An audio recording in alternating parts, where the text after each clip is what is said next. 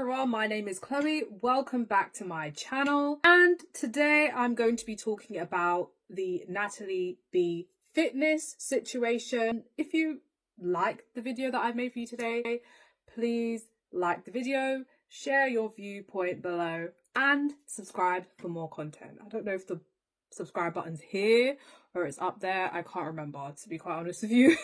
Nataleebfitness is a 25-year-old online figure who gained praise and support from her fans because of her sort of plans to set up a women's only gym. So what happened? So if you haven't heard, recently online figure Nataleebfitness received pushback due to her doing a complete U-turn on her stance on trans women being able to attend or become members of her gym. In 2021, she told her supporters that the gym would be inclusive of trans women. Here is a direct quote from the Pink News article that I mentioned earlier. Posting a video to her ex account, Barnett addressed a resurfaced tweet from 2021 in which she wrote, "Respectfully, if you have a problem with trans women attending my gym, then you can find another gym to train at. I have discussed this several times before. Trans women are women and also a minority that needs to be protected. Please keep your transphobia away." Fast forwarding now to 2025,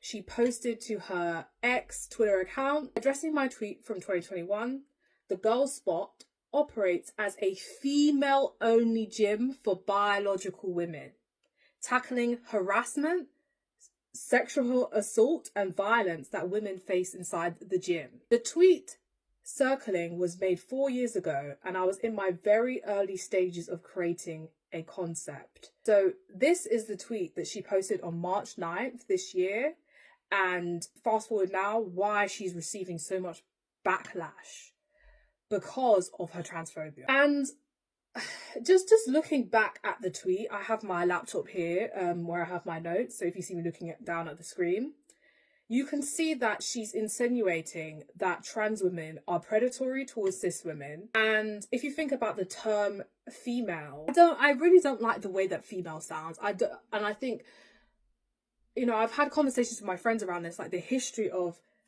that term female, and I might put it up on the screen when I've had more time to delve into it, because I can't remember off of the top of my head, but there's a lot to unpack even in that in itself as well. So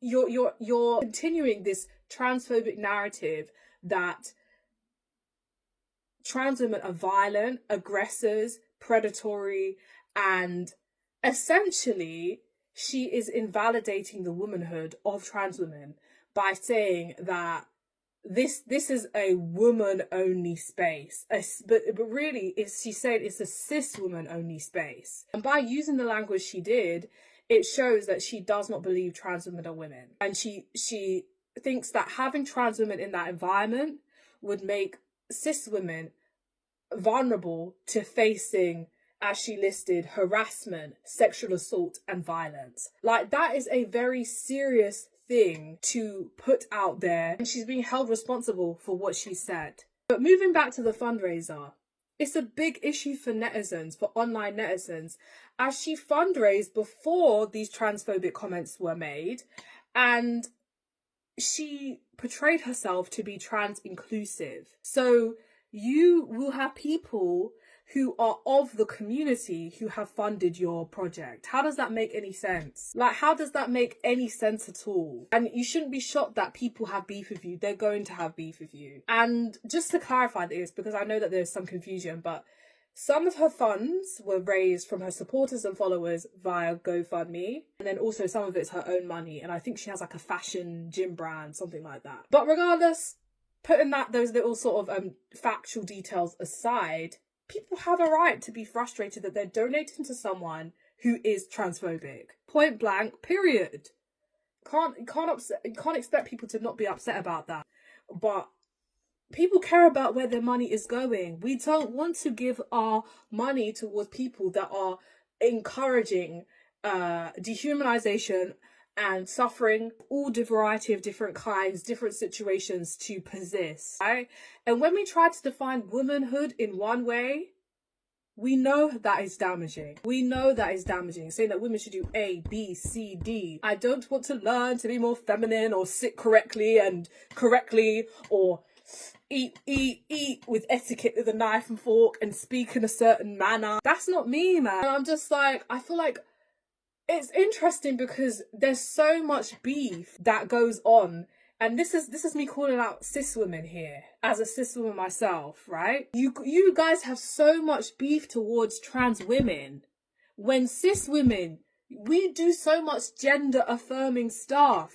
We do so much performing. We do so much pandering and like existing in a particular way, not because that is who we are, but because we know like the way that we be treated in result. There's so much things that we learn, right? And I'm not saying there's a judgment here, because I too am a part of the same thing, right? As a black woman, I can understand that element of gender performance, and like when you're seen to be going against what a woman should act and look like, how you're punished as a result, right? And this is something that cis and trans women face, that there are so many crossovers. Firstly, we know that gym culture is very man-centric. And when I'm saying that, break it down a little further, it's very cishet male-centric, right? And then even then, you want to break it down a little further, men who have bodies that are seen as acceptable in those spaces. So very like gym body, cool.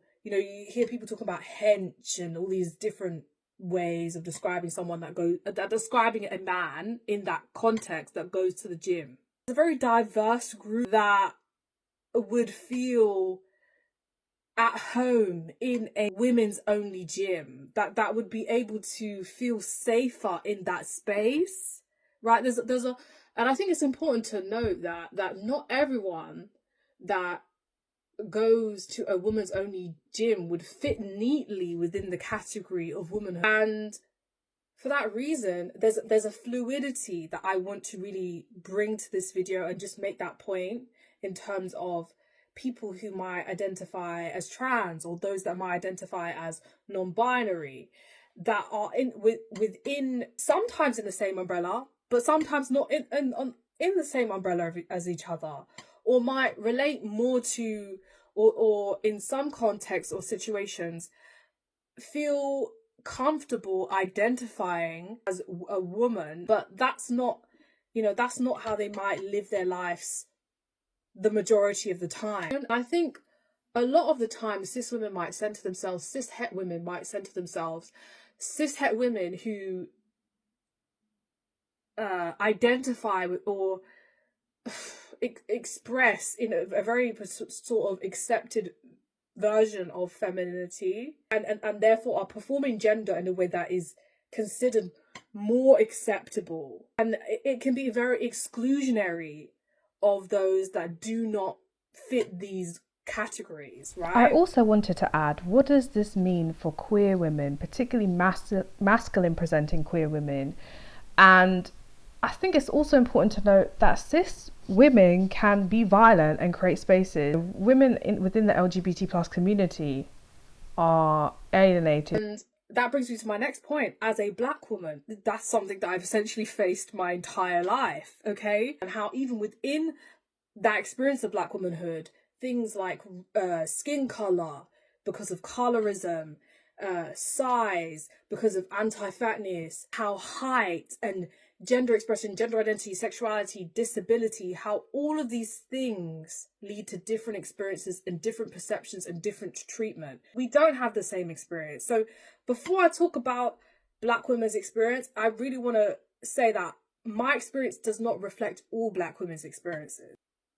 I think the way in which we face misogynoir links to gender identity. How many times have we seen an instance where a black woman is considered undesirable and the person that is insulting the black woman refers to them as manly or masculine, or just, it also links to featureism, nose size.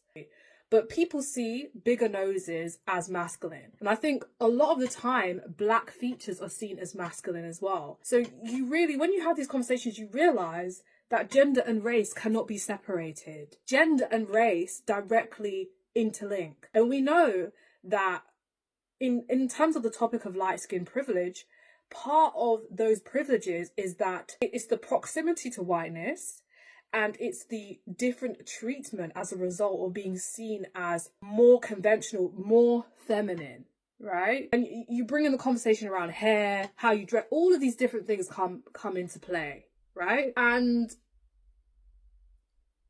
black women, cis and trans, both face very overlapping and intertwining forms of oppression, linking to some of the things that I mentioned earlier. But if we think about the healthcare system and the harshness, trans women are judged for being trans, going against what society set out for them. It's a lot on the channel in terms of ideal womanhood, the class, gender, race thing I just mentioned a little bit a while ago. But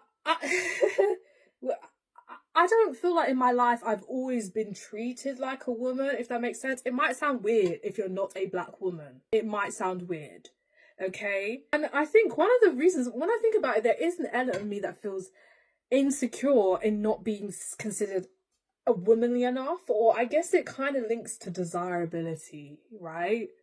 Like, when I think about this, I think it's important that we should always root our sense of self in things that we enjoy, whether it's music, whether it's me doing this YouTube or reading books, because those are things that nobody can ever take away from me. If I root my value in how I look, I'm not gonna have that for the rest of my life, okay? So this personality, the way I speak, the way that I'm passionate about stuff, I want to be a better communicator. I want to have a better understanding of theory and really bring that into my work. I want to talk about subjects that I'm not overly familiar about, that is outside of my comfort zone. You know, I want to be a good person. I want to be a good friend, family member. Like, all of those things are things that I can hold on to and work on for the rest of my life. That's essentially what it comes down to for me, right? Yes, growing up, I was adultified. Looking back as a child, the way that I was treated, I wasn't always given the support that I needed. As soon as I started to sense things were off, I wanted to understand, why are things off? Why do I feel oppressed by this? Why do I feel confined? But I think this conversation is really,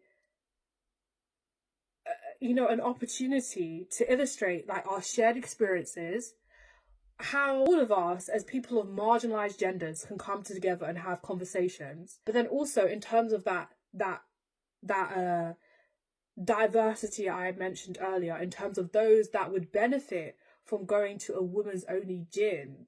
And that does not encompass just people that identify exclusively as women, right? But who else can we also create a safe space for? Who should we also be advocating for, right? So yeah, if you've made it to this part of the video, thank you so much for listening and watching today's video. And hopefully if you enjoyed it, you subscribe, and I see you again soon. Thank you so much. Bye.